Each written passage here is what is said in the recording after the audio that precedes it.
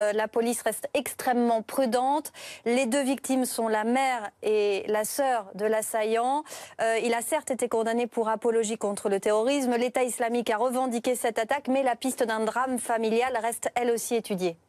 Oui, il faut être particulièrement prudent en la matière, d'autant plus qu'effectivement, il y a une certaine ambiguïté ces derniers mois, cette dernière année sur les revendications de l'État islamique. Il a pu apparaître, alors ce qui n'était pas le cas auparavant, d'avoir des revendications un peu opportunistes de la part de l'État islamique. Cette revendication, d'ailleurs, elle apparaît le lendemain d'une nouvelle vidéo du chef de l'État islamique, al-Baghdadi, qui encourageait ses sympathisants à commettre d'autres actes terroristes un peu partout dans le monde. Donc il faut effectivement être prudent.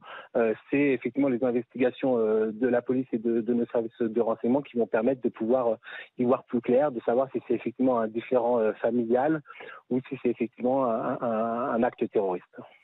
Vous évoquiez justement la revendication de l'État islamique. On sait que l'organisation terroriste a tendance à récupérer tout ce qu'elle peut, quelles que soient les conditions et les situations.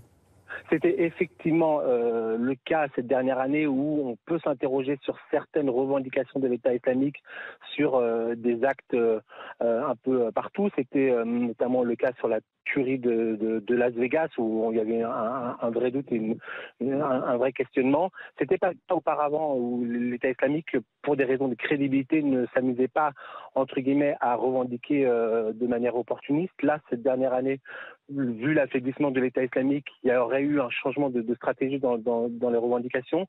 Là, on voit bien qu'effectivement, l'État islamique revendique très rapidement, très tôt, cet acte attrape. Donc, il faut être prudent. Ce sont effectivement les investigations de la police qui vont permettre de pouvoir soit voir en fonction de la téléphonie, en fonction de ce qu'on va découvrir dans les ordinateurs ou des documents dans les perquisitions du domicile de l'auteur qui vont permettre d'y voir plus clair et de voir si effectivement il y a une sorte de testament vidéo de la part de l'auteur ou un certain nombre de pistes de ce type-là.